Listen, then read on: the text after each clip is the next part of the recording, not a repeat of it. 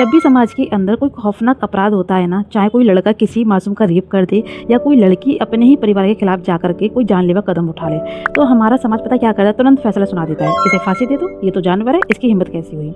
हम सब उस अपराध पर हफ्तों तक बहस भी करते रहते हैं, लेकिन क्या कभी किसी ने उस बंद कमरे के पीछे झांकने की कोशिश की है कि उस घटना को अंजाम देने से ठीक पहले उस लड़के का या उस लड़की के दिमाग में क्या चल रहा था, वो कौन सी विकृत साइकोलॉजी थी जिसने उसी इंसान से जानवर बना दिया। आज मैं आपको कोई किताबी ज्ञान बांटने नहीं आई हूँ, मैंने कोई साइकोलॉजी कोई बड़ी बड़ी किताबें भी नहीं पढ़ी हैं, लेकिन पता है मैंने एक काम किया था अपने जीवन में। पिछले 3-4 सालों में जब मैं घर से बाहर निकली ना, तो मैंने स्कूलों में पढ़ाया, मैंने स्कूल के बच्चों से बात करने की कोशिश की, उनके मन को पढ़ने की कोशिश की कि उनके दिमाग में चलता क्या है। लोगों से मिली तो मैंने सिर्फ पता है एक ही चीज़ की, ऑब्जर्वेशन। मैंने लोगों को बहुत करीब से देखा है, उनको महसूस किया है, उनको जाना है, और सच में मैंने समझा है कि मैंने जो भी ये चीज़ें समझी हैं ना, वो आपको सुननी ही पड़ेंगी। और यदि आप मेरी बातों को सुन रहे हो तो अंत तक सुनना, आपको बहुत एक अच्छा सा फैक्ट मिलेगा आखिर बच्चे ऐसा करते क्यों हैं। देखो, मैं भी एक लड़की हूँ, अगर मैं अपनी बात करूँ तो मेरे माता पिता ने मुझे बेटर कोई संस्कार किए, कोई लंबी चौड़ी क्लास नहीं दी है, ठीक है, और ना ही मेरे मम्मी पापा के बीच में और मेरे बीच में कोई ज़्यादा बातचीत भी होती है। वो अपने काम में बिजी रहते हैं, मैं अपने काम में बिजी रहती हूँ। लेकिन मैंने दुनिया को देखकर सीखा।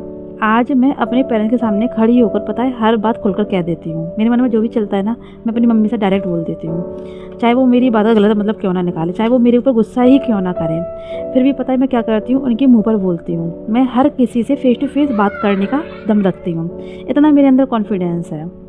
मेरी माँ मुझे पता है हर समय यही प्रेशर बनाती हैं, वही पुरानी बातें। अगर आप लड़की हो तो आपके संग भी ये बातें होती होंगी।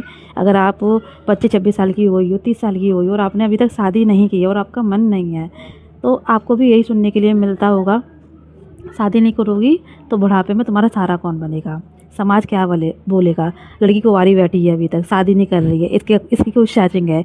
लेकिन पता है मैंने इन बातों को कभी भी अपने दिल पर नहीं लिया। क्यों पता है? क्योंकि मेरे जीवन का जो मकसद है ना, वो सिर्फ शादी करके घर बसाना नहीं है, बच्चे पैदा करना नहीं है। मेरे दिमाग में एक कीड़ा है और एक आग है मेरे दिमाग के अंदर कि मुझे लाइफ में ना कुछ बड़ा करना है, मुझे बच्चे पैदा नहीं करने हैं, मुझे अपना एक मुकाम बनाना है, ठीक है। लेकिन जब मैं खुद को देखती हूँ और फिर मैं समाज की दूसरी लड़कियों को या बच्चों को देखती हूँ, तो पता है मैं बड़ी हैरान रह जाती हूँ। इतना बड़ा अंतर कैसे हो सकता है मेरे में और समाज के उन बच्चों में। मैं जो बात हंसकर टाल देती हूँ, वही बात किसी दूसरी लड़की के गले का फंदा कैसे बन जाती है, समझ में नहीं आता मेरे। और पता है साइकोलॉजी का ये बड़ा कड़वा सच भी है, मैं आपको बताती हूँ कैसे। यहीं पर आती है ह्यूमन साइकोलॉजी। जब कोई लड़की अपने पेरेंट्स के सामने सिर्फ इतना कह पाती है कि मुझे अभी शादी नहीं करनी, और उसके आगे वो कुछ बोल ही नहीं पाती है, तो पता है जानते क्या होता है उसके अंदर क्या चल रहा होता है? वो होता है दमन, ठीक है, दमन यानी कि दबे रहने की एक बात, ठीक है। बचपन से ही क्या होता है, कई परिवारों में बच्चों के दिमाग को इस कदर दबा दिया जाता है कि उसका अपना कोई वजूद बचता ही नहीं है। जब एक बच्चा अपने ही परिवार में, ठीक है, अपने घर में अपनी इच्छा बताते हैं तो गुनाहगार महसूस कराया जाता है उनको, ठीक है। अगर वो अपनी मन की बात कहते हैं ना अपने पेरेंट्स से, तो पेरेंट्स उनको ऐसा ट्रीट करते हैं जैसे कि उन्होंने कोई गुनाह कर दिया है। तो उसका दिमाग पता है क्या, एक अजीब से डर से जीने लगता है। पेरेंट्स इमोशनल ब्लैकमेल ऐसा, मतलब कि इतना ब्लैकमेल कर देते हैं, इमोशनली ऐसा जाल बुनते हैं कि बच्चे को पता है क्या लगने लगता है, अगर उसने अपनी मर्जी चलाई तो वो दुनिया का सबसे बुरा बच्चा बन जाएगा। और यही साइकोलॉजी पता है लड़कों पर भी लागू होती है। जब एक लड़का समाज में किसी का रेप करता है, चाहे वो कोई बच्ची हो या कोई बुजुर्ग औरत हो, तो वो सिर्फ शारीरिक हवस नहीं होती, साइकोलॉजी कहती है वो उसकी अंदर की कुंठा होती है, उसके अंदर का गुस्सा होता है, वो पावर दिखाने की जो बीमारी होती है ना, वो बीमार मानसिकता होती है जो उसे घर या समाज से मिली होती है। जब किसी इंसान को सही और गलत का बीच, जो सही गलत होता है ना, उसके बीच का फ़र्क महसूस करना नहीं सिखाया जाता ना, जब उसके मानसिक विकृतियों पर बचपन से टोकने के बजाय लड़का कहकर उनकी गलतियों पर पर्दा डाल दिया जाता है। अगर लड़का कोई गलती करता है तो उनकी गलतियों पर यह पर्दा डाल दिया जाता है कि अरे ये तो लड़का है। तो एक दिन क्या होता है, यही चीज़ें वो भयानक रूप ले लेती हैं आगे चलकर। तो ये तो सारी चीज़ें होंगी साइकोलॉजी फैक्ट का, पर पता है इसका एक समाधान भी है। मैं आपको बताती हूँ क्या समाधान है। अपराधी को सज़ा कानून देगा और मिलती भी है और मिलनी भी चाहिए, लेकिन हम समाज में रहते हैं, ठीक है। तो एक समाज के तौर पर हमारा काम क्या बनता है, सिर्फ तमाशा देखना नहीं है, ठीक है। हमारा काम है, अगर हम चाहते हैं कि हमारे बच्चे डिप्रेशन में आकर अपनी ज़िंदगी ख़त्म ना करें या गुस्से में आकर अपराधी ना बने, तो हमें क्या करना है, उनके दिमाग को समझना होगा। बच्चों को सिर्फ सुख सुविधाएं मत दीजिए, उन्हें एक ऐसा माहौल भी दीजिए जहां वो गलत होने पर भी आपके पास आकर ये बोल सकें कि मुझसे ये गलती हो गई है। वो डर के मारे घर से भाग ना जाएं या कोई क्राइम ना कर बैठें, ठीक है। उनको इतना भरोसा दिलाइए।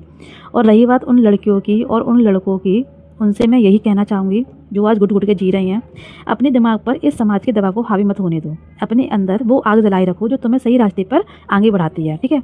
अपनी बातों को कहना सीखो, क्योंकि जब तक तुम चुप रहोगे ना, ये समाज तुम्हें दबाता ही रहेगा। अपराध को यदि ख़त्म करना है तो सबसे पहले उस मानसिकता को बदलिए जो इसे जन्म देती है, ठीक है।